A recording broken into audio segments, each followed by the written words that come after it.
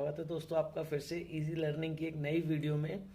आज हम शुरू करने वाले हैं बच्चों 12th का इकोनॉमिक्स का सैम्पल पेपर।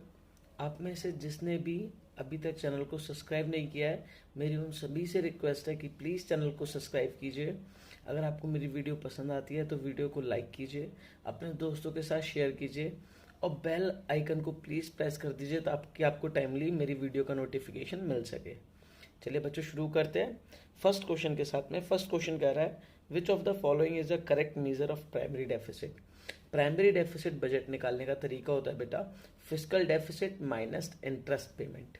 ठीक है, याद रखिएगा, छोटा सा फॉर्मूला है balance of payment budget chapter से, fiscal deficit minus interest payment. चलिए नेक्स्ट क्वेश्चन की तरफ बढ़ते हैं बच्चों। नेक्स्ट क्वेश्चन हमसे कह रहा है read the following statement assertion and reasoning. Assertion है the contribution of the educated person to economic growth is more than that of literate person. जो पढ़ा हुआ आदमी होता है वो लिटरेट व्यक्ति से ज़्यादा कंट्रीब्यूट करता है देश में, बिल्कुल असर्शन करेक्ट है। रीजनिंग कह रही है जो इकोनॉमिक ग्रोथ होती है उसका मतलब होता है रियल नेशनल इनकम का बढ़ जाना। तो बच्चों इकोनॉमिक ग्रोथ का ही मतलब होता है कि जो रियल नेशनल इनकम है वो राइज कर जाती है, तो इसे हम इकोनॉमिक ग्रोथ कहते हैं। दोनों स्टेटमेंट करेक्ट है लेकिन दोनों का आपस में कोई रिलेशन नहीं है, इसीलिए इसका आंसर होगा बच्चों बी।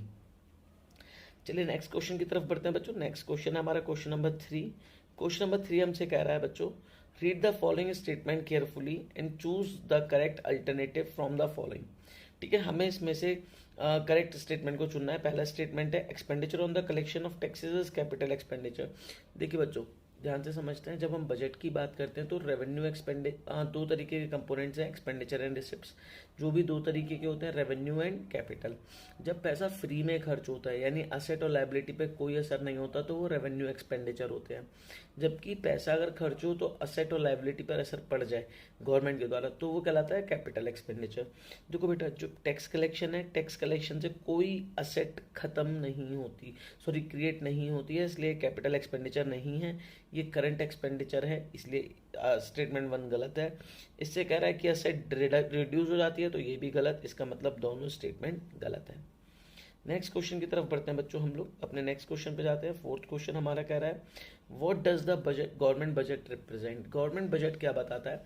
तो एक छोटी सी डेफिनेशन है, government budget is an official statement which shows about the estimated receipts and estimated expenditures for upcoming fiscal year.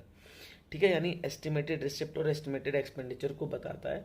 इसका मतलब हो गया कि आने वाले साल में सरकार कितना पैसा कमाएगी और कितना पैसा खर्च करेगी, एक्चुअल नहीं, कितना करेगी। ठीक है, एस्टिमेशन की बात होती है तो इसका आंसर सी हो जाएगा। नेक्स्ट क्वेश्चन की तरफ बढ़ते हैं। When the import and export of visible items are equal. देखो बेटा विजिबल आइटम्स यानी बैलेंस ऑफ पेमेंट में चले गए। बैलेंस ऑफ पेमेंट में कह रहा है कि अगर हमारा एक्सपोर्ट और इम्पोर्ट, विजिबल आइटम मतलब गुड्स, जूते हो गए, जैकेट हो गई, चश्मा, कुछ भी चीज़ हो सकती है, इनका इंपोर्ट और एक्सपोर्ट बराबर है, हमने 500 करोड़ का माल बेचा, 500 करोड़ का बाहर से मंगा लिया, तो ऐसी कंडीशन में बैलेंस ऑफ ट्रेड इक्वल हो जाता है। ठीक है, बैलेंस ऑफ पेमेंट में सारी चीज़ आती हैं, करंट एंड कैपिटल, लेकिन बैलेंस ऑफ ट्रेड में सिर्फ गुड्स आते हैं। अगला क्वेश्चन है कि जो वैल्यू है किसी कंट्री के एक्सपोर्ट की वो 1000 करोड़ है, इंपोर्ट की वैल्यू 600 करोड़ है, बीओटी की वैल्यू क्या होगी? BOT equal to export minus import. 1000 में से 600 के आंसर आ जाएगा 400 करोड़। ठीक है, ये छोटे छोटे फॉर्मूलाज जो है न्यूमेरिकल के, ये प्लीज याद रखिएगा। नेक्स्ट क्वेश्चन पे जाते हैं, मनी क्या है? तो सिंपल सी डेफिनेशन है मनी की, हर वो चीज जिसका इस्तेमाल हम गुड्स और सर्विसेज के मीडियम ऑफ एक्सचेंज की तरह करते हैं, चाहे वो गुड्स हो चाहे सर्विसेज हो, उसके मीडियम ऑफ एक्सचेंज की तरह करते हैं, वो मनी है। यानी anything which is commonly accepted as a medium of exchange, B answer हो गया। नेक्स्ट क्वेश्चन पे बढ़ते हैं बच्चों। स्टेटमेंट 1 हमसे कह रहा है कि agriculture productivity became low though in absolute terms the sector experience some growth due to the expansion of aggregate area under cultivation. कि हमारे देश में जो एग्रीकल्चर सेक्टर है इसकी प्रोडक्टिविटी कम हो गई है, लेकिन इसके बावजूद भी जो कल्टीवेशन की ज़मीन है वो बढ़ जाने की वजह से प्रोडक्शन थोड़ा राइज हुआ है। स्टेटमेंट बिल्कुल करेक्ट है। स्टेटमेंट 2 कह रहा है, स्टेटमेंट 2 हमसे कह रहा है बच्चों की जो मेन रीज़न है, मेन इंटरेस्ट था जमींदार्स का, वो था सिर्फ टैक्स कलेक्ट करना था, उनको इकोनॉमिक कंडीशन से मतलब कोई लेना देना नहीं था कि किसानों की कंडीशन सुधर रही है नहीं सुधर रही है। इससे क्या हुआ, सोशल टेंशन और इमेंस मिस्ट्री बढ़ गई। ये भी स्टेटमेंट बिल्कुल करेक्ट है, तो इसका मतलब both statement are true. Next question पे जाते हैं बच्चों। नेक्स्ट क्वेश्चन हमसे कह रहा है कि सेल्फ हेल्प ग्रुप्स के रिगार्डिंग इनमें से कौन सा स्टेटमेंट गलत है? बच्चों सेल्फ हेल्प ग्रुप्स को इंट्रोड्यूस किया गया था 1982 में, बिल्कुल गलत, 1992 में इंट्रोड्यूस किया गया था। ठीक है, दुनिया का सबसे बड़ा माइक्रो फाइनेंसिंग क्रेडिट सिस्टम है, पहला स्टेटमेंट गलत। दूसरा कह रहा है improve rural poor access to formal credit system, बिल्कुल सही। Provide rural credit to mobilising their own resources, बिल्कुल सही। Small and informational association of poor persons, मतलब समझो बच्चों 12 से 15 मेंबर्स जो कि सेम काम करते हैं, गरीब होते हैं, वो लोग मिलकर एक सेल्फ हेल्प ग्रुप बनाते हैं, अपना पैसा कंट्रीब्यूट करते हैं, उस पैसे को इकट्ठा कर कर वो सेल्फ हेल्प ग्रुप के मेंबर खुद ही डिसीजन लेते हैं कि किस व्यक्ति को वो लोन कितने रेट पे दिया जाएगा। इसमें क्या होता है, बैंक्स वगैरह आसानी से कम रेट पर इन लोगों को लोन प्रोवाइड करा देते हैं सेल्फ हेल्प ग्रुप्स को, जिसकी वजह से सेल्फ हेल्प ग्रुप्स की मदद से आपस में लोन तेजी से फैल सकता है। ठीक है, बाकी सब कुछ गलत है, वो सही है, बस एक पहला स्टेटमेंट गलत है, तो इसका मतलब हो जाएगा हमारा पहला स्टेटमेंट हमारा, ठीक है, पहला वाला आंसर हो जाएगा। नेक्स्ट क्वेश्चन की तरफ बढ़ते हैं बच्चों, क्वेश्चन नंबर 10। क्वेश्चन नंबर 10 हमसे कह रहा है रूरल डेवलपमेंट। रूरल डेवलपमेंट का मतलब क्या होता है, इसकी भी डेफिनेशन से आंसर बनेगा। Rural development means the change in economic and social aspect of rural areas, यानी रूरल एरिया के इकोनॉमिक और सोशल एस्पेक्ट में बदलाव को ही रूरल डेवलपमेंट कहते हैं। सिंपल भाषा में बात करें तो वहाँ के लोगों की जीवन जो है वो सुधर जाए, कोई भी तरीका हो।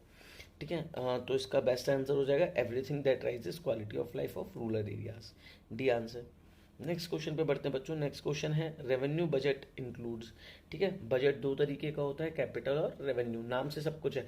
रेवेन्यू वाले में सिर्फ revenue receipt and revenue expenditure आएगा, कैपिटल वाले में capital receipt and capital expenditure आएगा। तो revenue receipt and revenue expenditure, answer हो जाएगा B, only 1 and 2 are correct. Next question कह रहा है क्वेश्चन नंबर 12 कि मैचिंग में से हमें बताना है कि कौन सा करेक्ट पेयर है। ठीक है, तो देखो money and with selling shares, देखो अगर सरकार ने किसी भी पीएसयू के पब्लिक सेक्टर अंडरटेकिंग के शेयर बेच दिए, शेयर बेच दिए मतलब असेट डिसॉल्व हो गई, तो ये क्या हो जाएगा, ये हो जाएगा कैपिटल रिसिप्ट, तो ये गलत दे रखा है। मनी अर्न थ्रू टैक्सेस, सरकार ने टैक्स से पैसा लिया, क्या सरकार लौटा लेगी, नहीं लौटा लेगी। क्या सरकार की कोई जमीन जायदाद बिक गई, ऐसा भी नहीं हुआ, यानी ये करंट रेवेन्यू रिसिप्ट है, यहाँ पे कैपिटल दे रखा है, ये भी गलत। Receipt from fine impose on traffic rule, सरकार को जो फाइन मिलते हैं ये भी सारे के सारे सरकार के नॉन टैक्स रेवेन्यू रिसिप्ट हैं, तो रेवेन्यू है, ये भी गलत, यानी तीनों स्टेटमेंट ये गलत हो गए। अब हम चौथे स्टेटमेंट को पढ़ते हैं। फोर्थ स्टेटमेंट कह रहा है हमसे बच्चों कि dividends paid to the government by the state bank, जो स्टेट बैंक है उसने सरकार को डिविडेंड दिया, तो फ्री में पैसा मिल गया, सरकार ना तो लौटा लेगी ना कोई एसेट खत्म हुआ, तो ये रेवेन्यू रिसिप्ट है, यानी डी ही ऑप्शन बिल्कुल करेक्ट है। नेक्स्ट क्वेश्चन की तरफ जाते हैं बच्चों। Government budget shows estimated expenditure of the government in terms of, जो गवर्नमेंट बजट होता है वो शो करता है कि गवर्नमेंट का जो एक्सपेंडिचर है, एस्टिमेटेड एक्सपेंडिचर है, उसमें क्या क्या चीज़ें आती हैं। तो सरकार चाहे उसमें कोई भी चीज़ पे पैसा खर्च कर रही है, चाहे वो रोड्स बनवा रही है, डैम बनवा रही है, लोगों को सैलरी दे रही है, किसी को सब्सिडी दे रही है, सब गवर्नमेंट एक्सपेंडिचर का पार्ट होते हैं, यानी डी हो जाएगा आंसर। नेक्स्ट क्वेश्चन की तरफ बढ़ते हैं बच्चों। विच of the following is not a component of M1। M1 की बात करते हैं तो मनी सप्लाई में M1 इज इक्वल्स टू होता है C plus DD plus OD। ठीक है, cash in hand plus demand deposit plus other deposits, इसके अकॉर्डिंग टर्म डिपॉजिट आंसर नहीं होगा। टर्म डिपॉजिट ब्रॉड मनी का पार्ट होता है, M3 M4 में आता है। नेक्स्ट क्वेश्चन की तरफ जाते हैं। इनमें से कौन है नेशनल रिजर्व्स का कस्टोडियन, तो बेटा कस्टोडियन ऑफ फॉरेन एक्सचेंज को हम RBI को बोलते हैं, सीधा सीधा आंसर है, सिंपल सा, फंक्शनिंग ऑफ RBI से। नेक्स्ट क्वेश्चन है स्टेटमेंट 1 और स्टेटमेंट 2 दे रखा है। स्टेटमेंट 1 हमसे कह रहा है कि इंडिया था वो एक इंडिपेंडेंट इकोनॉमी थी ब्रिटिश के आने से पहले, बिल्कुल सही बात है, हमारी इकोनॉमी बिल्कुल इंडिपेंडेंट इकोनॉमी थी।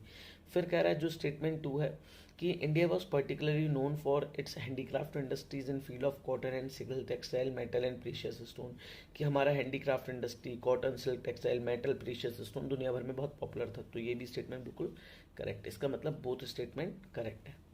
नेक्स्ट क्वेश्चन पे जाते हैं बच्चों।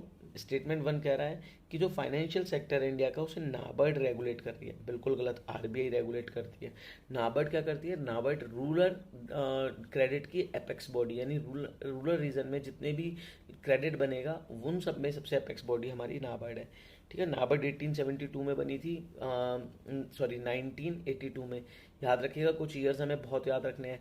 1982 में नाबार्ड बनी, 1935 में आरबीआई, 1955 में एसबीआई, 1950 में आरबीआई का नेशनलाइजेशन हुआ, 1969 में 14 बैंक्स का नेशनलाइजेशन हुआ।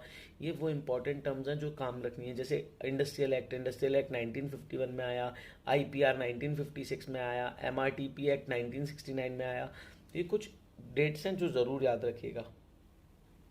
इसके बाद जाते हैं बच्चों नेक्स्ट पार्ट पर। इसका सेकंड स्टेटमेंट हमसे कह रहा है, सेकंड स्टेटमेंट को भी सुन लेते हैं। सेकंड स्टेटमेंट कह रहा है कि इनमें से जो फाइनेंशियल सेक्टर रिफॉर्म है उसने आरबीआई को रेगुलेटर से हटा के फैसिलिटेटर बना दिया। बिल्कुल सही स्टेटमेंट है कि आरबीआई की पावर को 1991 के बाद कम किया गया। आरबीआई अब फैसिलिटेट करने का काम करेगा, सिर्फ फैसिलिटी प्रोवाइड करेगा। तो डी आंसर हो जाएगा। नेक्स्ट क्वेश्चन पे जाते हैं बच्चों। नेक्स्ट क्वेश्चन हमसे कह रहा है इनमें से कौन सा एक्सटर्नल कॉज नहीं है स्मॉल बिजनेस का। ठीक है, स्मॉल बिजनेस में जो सिकनेस आई है, कमी आ रही है, उसके जो अगर हम बात करें तो पेमेंट डिले हो जाता है, वर्किंग कैपिटल की कमी है, लोन्स कमी है, लेकिन स्किल लेबर की कमी नहीं है हमारे देश में। ठीक है, तो आंसर ए ही हमारा हो जाएगा कि ये नहीं हो सकता। 19 क्वेश्चन में देखते हैं कि ग्रीन रेवोल्यूशन की वजह से क्या चीज़ हमारे देश में बढ़ गई है। इम्प्रूव सीड्स का यूज़ बढ़ गया है, इरिगेशन का बढ़ गया है, केमिकल फर्टिलाइजर्स का बढ़ गया। आंसर हो जाएगा D, all of the above. Next question पे जाते हैं बच्चों। Process of industrialisation was started in. जो इंडस्ट्रियलाइजेशन की प्रोसेस है, यानी हमारे देश में जो इंडस्ट्रीज़ का खुलने की प्रोसेस थी, देखो ज़रा ध्यान से रखना। हमारा देश आज़ाद हुआ 1951 में। हमने 1950 में प्लानिंग कमीशन बनाई जिसने फर्स्ट प्लान बनाया। तो हमें ज़मीन मिली सबसे पहले वापस, तो हमने ज़मीन का प्रोडक्शन उसमें अपना गोल बना दिया, यानी एग्रीकल्चर प्रोडक्शन हमारे फर्स्ट गोल का आंसर था, ऑब्जेक्टिव था। सेकंड गोल में जब हमें पता चला कि हम एग्रीकल्चर को बढ़ा लिए, अब हम इंडस्ट्रीज़ को बढ़ाना है, तो सेकंड प्लान में हमने इंडस्ट्रीज़ को बढ़ावा दिया। इसका आंसर हो जाएगा सेकंड प्लान। ठीक है, नेक्स्ट पे जाते हैं। इंडस्ट्रीज डेवलपमेंट एक्ट, देखो अभी मैंने समझाया था, इंपॉर्टेंट है। इंडस्ट्रीज एक्ट के नाम से जाना था, 1951 हो गया। तो इसमें कंफ्यूज मत होना, एक इंडस्ट्रीज एक्ट है, दूसरा इंडस्ट्री पॉलिसी रेजोल्यूशन है आईपीआर, वो 1956 होगा उसका आंसर। नेक्स्ट क्वेश्चन कह रहा है जीएसटी के रिगार्डिंग कौन सा स्टेटमेंट ट्रू है, कि जीएसटी कॉम्प्रिहेंसिव और वाइडर कवरेज प्रोवाइड करने का काम करता है टैक्स क्रेडिट को लेकर। बिल्कुल सही बात। ये डायरेक्ट टैक्सेस की जगह लगाया गया, बिल्कुल गलत। ये इनडायरेक्ट टैक्सेस की जगह लगाया गया, यानी यही गलत होगा। और हमसे यही पूछ रहा है कि कौन सा नहीं है, तो बी आंसर हो जाएगा। ठीक है, याद रखिएगा जीएसटी को जब इम्प्लीमेंट किया गया तो इनडायरेक्ट टैक्सेस के बिहाफ पे किया गया, ना कि डायरेक्ट टैक्सेस के बिहाफ पर। अब हमसे पूछ रहा है, नेक्स्ट क्वेश्चन कह रहा है हमसे कि एब्सोल्यूट पॉवर्टी ये किस तरीके की इकोनॉमी में पाई जाती है। तो जो एब्सोल्यूट पॉवर्टी है बच्चों, अगर हम एब्सोल्यूट पॉवर्टी की बात करते हैं तो absolute poverty mainly developing economies में पाई जाती है। जितनी भी डेवलपिंग इकोनॉमीज़ हैं वहाँ पे पॉपुलेशन बहुत ज़्यादा होती है, इसलिए वहाँ पे गरीबी भी बहुत ज़्यादा होती है। नेक्स्ट क्वेश्चन की तरफ जाते हैं। नेक्स्ट क्वेश्चन कह रहा है जो डेवलपमेंट है रूरल मार्केटिंग का, है ना, इसमें क्या चीज़ आती है। तो मार्केटिंग में देखो, रूरल मार्केटिंग में 6 चीज़ आती हैं। पहले फसल को काटना, हार्वेस्टिंग, उससे बीज निकालना, प्रोसेसिंग, उसको ग्रेड करना, क्वालिटी के बेसिस पर ग्रेडिंग, उसके बाद उसे पैकेट में पैक करना, पैकेजिंग, उसके बाद उसे स्टोर हाउस में रखना, स्टोरिंग, और लास्ट में उसे मार्केट में बेच देना, यानी मार्केटिंग। तो इसमें सब कुछ आता है, डी आंसर हो जाएगा। इसमें सारा कुछ इसका पार्ट है। नेक्स्ट क्वेश्चन पे जाते हैं बच्चों। सेक्शन ए हमारा कंप्लीट हो गया।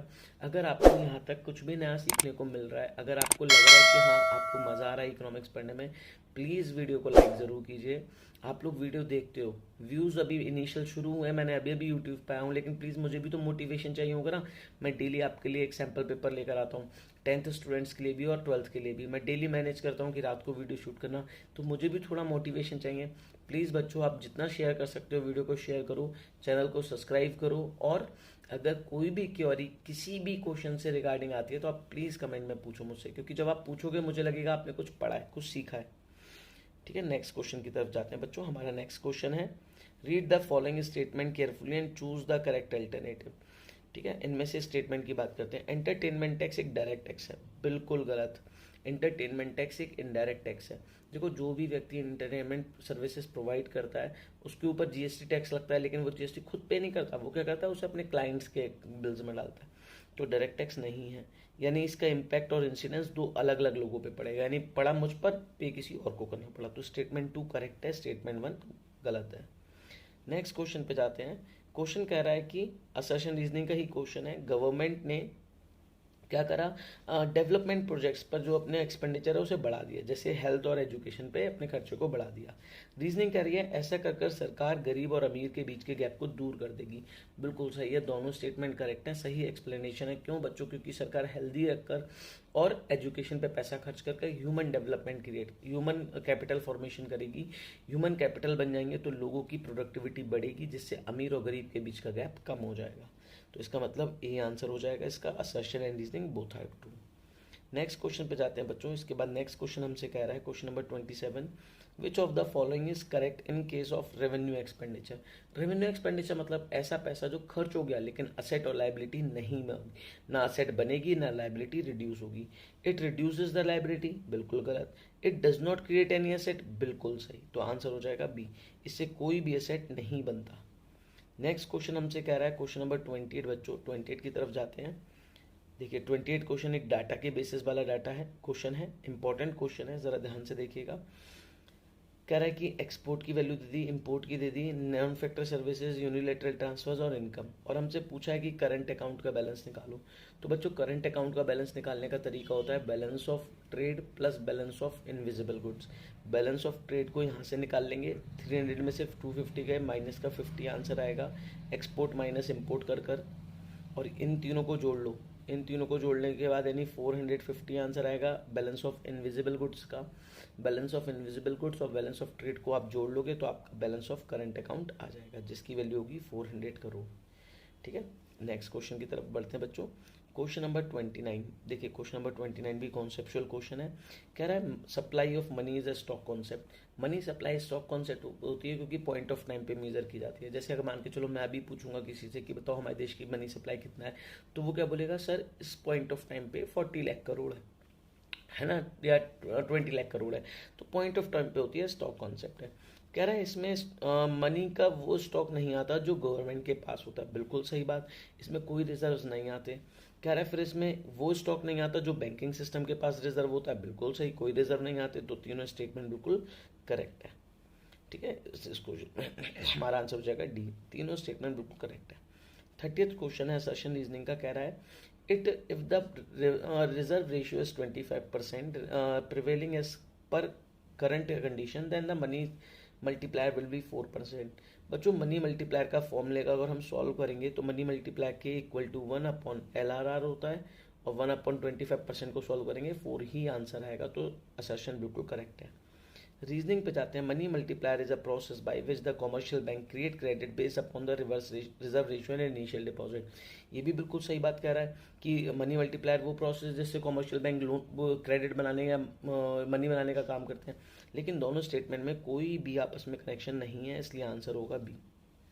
नेक्स्ट क्वेश्चन की तरफ बढ़ते हैं। स्टेटमेंट 1 कह रहा है, देखो the economic policy persuaded by the, जो इकोनॉमिक पॉलिसी थी कॉलोनियल गवर्नमेंट ने चलाई थी इंडिया में, उसमें उन्होंने प्रोटेक्ट किया था, प्रमोशन किया था अपने देश के इंटरेस्ट का, ना कि इंडिया के। बिल्कुल सही बात है। कह रहे इस तरीके की जो पॉलिसी थी उन्होंने फंडामेंटल चेंज कर दिया हमारे देश की इकोनॉमी में, जिसने हमें एक्सपोर्टर बना दिया रॉ मटेरियल का और कंज्यूमर यानी इंपोर्टर बना दिया फिनिश मटेरियल का। दोनों ही स्टेटमेंट बिल्कुल 100% करेक्ट है। ठीक है, both statement are true, A answer हो जाएगा। नेक्स्ट क्वेश्चन की तरफ बढ़ते हैं बच्चों। असर्शन रीजनिंग का फिर से एक क्वेश्चन कह रहा है basic education and basic health are important in themselves respective of their country to contribution to labour productivity. Education और हेल्थ दोनों ही ह्यूमन कैपिटल फॉर्मेशन के लिए बहुत इंपॉर्टेंट है, बिल्कुल सही। Human welfare should be increase through investment in education and health even if such investment do not. देखो बच्चों दोनों ही चीज़ एक ही दे रखी है, ठीक है, तो दोनों ही चीज़ सही है लेकिन एक्सप्लेनेशन नहीं दे रखा है, तो उसका आंसर बनेगा बी। ठीक है, नेक्स्ट क्वेश्चन की तरफ बढ़ते हैं बच्चों। नेक्स्ट क्वेश्चन हमसे कह रहा है in which category the loan from the buying agriculture equipment is generally taken. देखो जब हम एग्रीकल्चर लोन की बात करते हैं वो 3 तरीके का होता है, short term, mid term, long term. Short term में हम बीज खरीदते हैं, दवाइयाँ खरीदते हैं, इंसेक्टिसाइड, पेस्टिसाइड या फर्टिलाइजर खरीदते हैं। मिड टर्म वाले लोन से हम क्या करते हैं, इक्विपमेंट्स खरीदते हैं, ट्रैक्टर खरीद लिया, ट्यूबवेल लगवा लिया, फेंसिंग करवा ली खेत के चारों तरफ। और लॉन्ग टर्म वाले से हम ज़मीन खरीदते हैं, परमानेंट उसका इम्प्रूवमेंट कराते हैं ज़मीन का, तो ये हमारा मीडियम टर्म हो जाएगा। ठीक है, इसका आंसर हो जाएगा हमारा मीडियम टर्म। नेक्स्ट क्वेश्चन पे जाते हैं। विच प्रोग्राम लॉन्च्ड इन 2005 और 6 to building infrastructure on the basis of amenities. बेटा रूरल रीजन में एमिनिटीज प्रोवाइड करना है। इकोनॉमिक ग्रोथ कोई प्रोग्राम नहीं था। इंडिया विजन 2020 ये भी नहीं था। बच गया भारत निर्माण। तो भारत निर्माण ही प्रोजेक्ट था जिसमें रूरल रीजन में खासतौर पर इन बिल्डिंग इंफ्रास्ट्रक्चर बनाने की बात कही गई थी।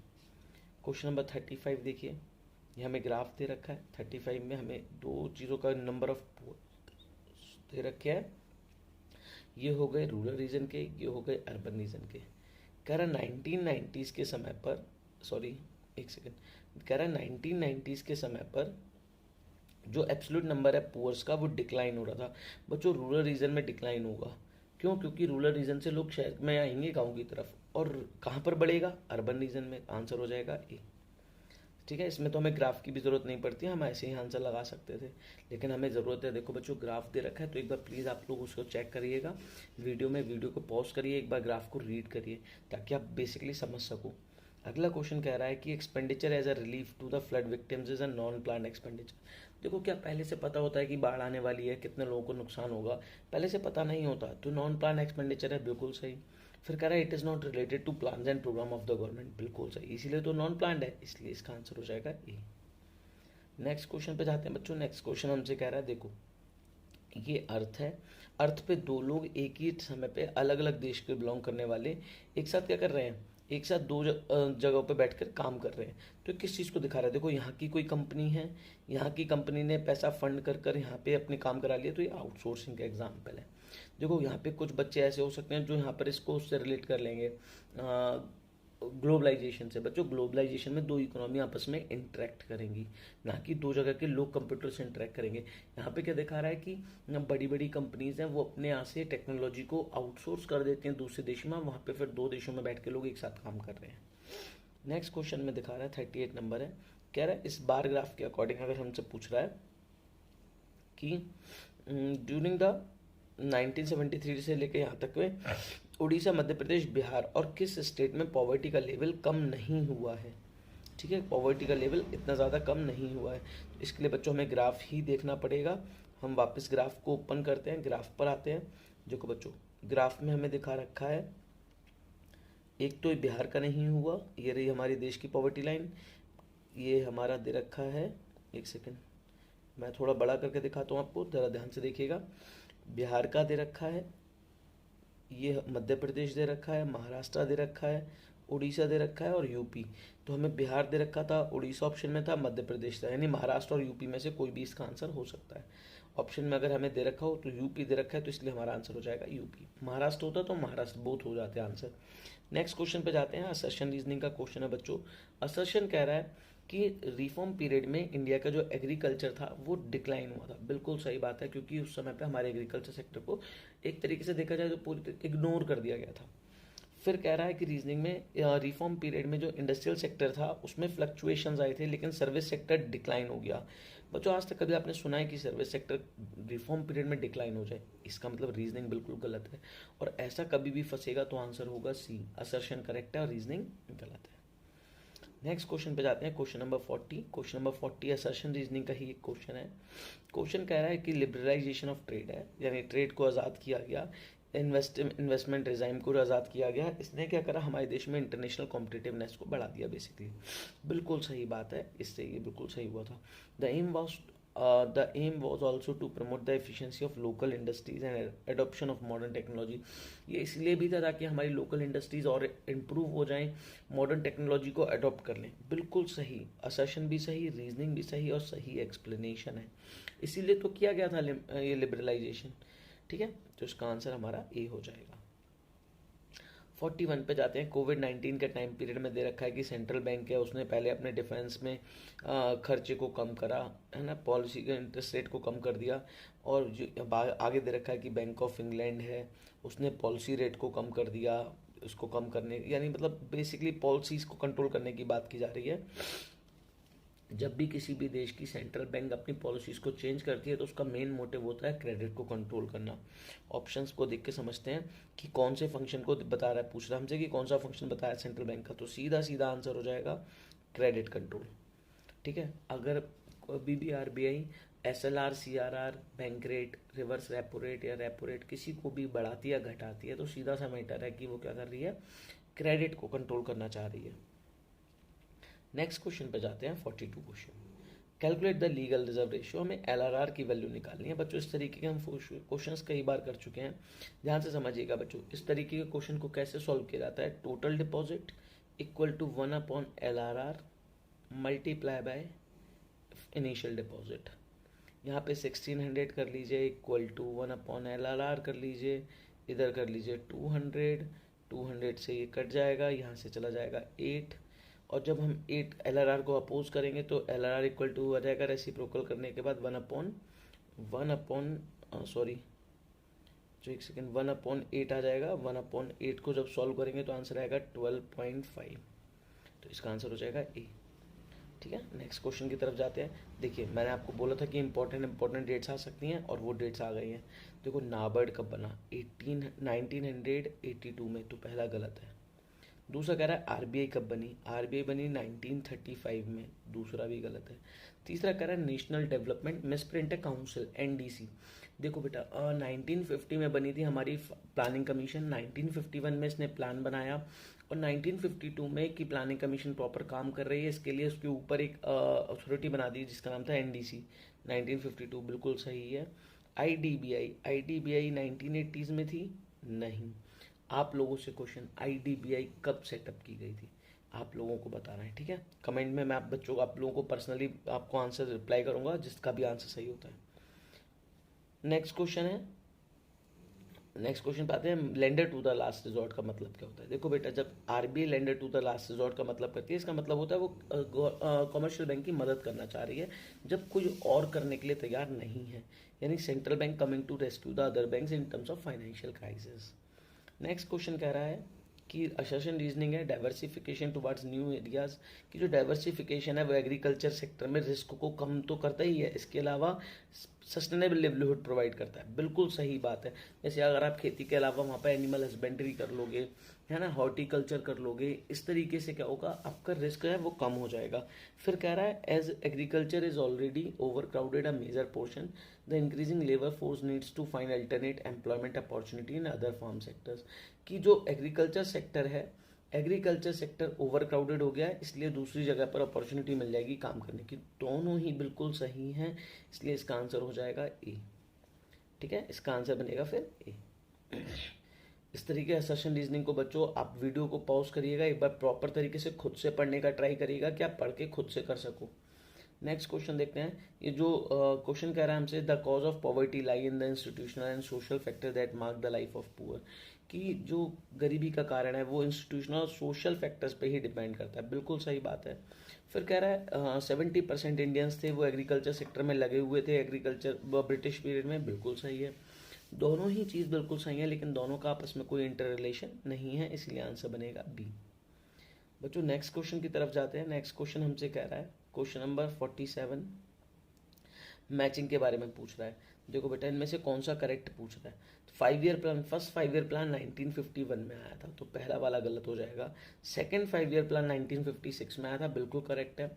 तो बच्चों ये हमारा आंसर हो गया। इसके बाद देखिए थर्ड 5 ईयर प्लान 1961 से 65 में आया, फिर 3 साल के एनुअल ब्रेक्स आए, एनुअल प्लान आए जिसे प्लान ब्रेक बोलते हैं। फिर उसके बाद 69 से 74 तक आया, 74 से 79 तक आया, फिर 1 साल का प्लान ब्रेक हुआ। फिर उसके बाद 6th प्लान 81 से 80 से 85 तक आया, फिर 85 से 90 तक आया, फिर 2 साल का प्लान ब्रेक हुआ, न्यू इकोनॉमिक पॉलिसी बनी, फिर 92 से 97, 97 से 2002, 2002 से 2007 और 2007 से 2012 और लास्ट में 2012 से 2017 तक हमारे प्लान्स चले। टोटल मिला के प्लानिंग कमीशन ने 1 डजन प्लान बनाए। आपको ट्रिक से याद करा रहा हूँ, 1 डजन प्लान मतलब 12 प्लान टोटल बने थे। याद रखिएगा बच्चों, मैंने आपको सारी डेट्स बताई हैं। वीडियो को आप आराम से हल्के हल्के सुनिएगा, आप आराम से समझ जाओगे। ठीक है, सारे प्लान याद रखना। फिर कह रहा है सेशन रीजनिंग में कैश ग्रांट्स है वो फॉरेन कंट्रीज के लिए और इंटरनेशनल ऑर्गेनाइजेशन के लिए देखा जाए वो नॉन टैक्स रेवेन्यूज हैं। ठीक है, जो भी दूसरे देशों से आ रहे हैं ग्रांट्स हैं, मतलब एक तरीके से मदद आ रही है, तो मदद हमेशा नॉन टैक्स रेवेन्यू होती है। बिल्कुल सही। Tax revenue is the revenue earn by the government from taxes levied on income wealth and communities. ये भी बिल्कुल सही है कि जो टैक्स रेवेन्यू होता है जो हमें टैक्स से मिलता है। लेकिन क्या दोनों में आपस में कोई रिलेशन निकला? नहीं, आंसर हो गया बी। ठीक है। इस तरीके से बच्चों हमने 2 सेक्शन कंप्लीट करे अपने। अब हम सेक्शन सी की तरफ जाएंगे, जो कि केस बेस्ड स्टडी होगी। केस बेस्ड स्टडी में बच्चों मैं आप लोगों को केस बेस्ड स्टडी दिखा दूंगा, आप लोगों को सॉल्व करने का ट्राई करना है खुद से।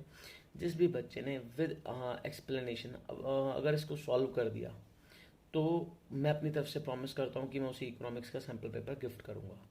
ठीक है, ध्यान से अगर आप लोग इसको संभाल के देखेंगे, आप इसको पॉज कर करके देखिए, क्वेश्चंस को ट्राई करिएगा इन्हें सॉल्व करने का। अगर कहीं पे दिक्कत आती है आप मुझे बताइएगा, मैं आपको असिस्ट कर दूंगा, कमेंट में पूछ सकते हैं आप। ये तो इसके बाद हमारे सेकंड चल रही है टेबल 55, 56,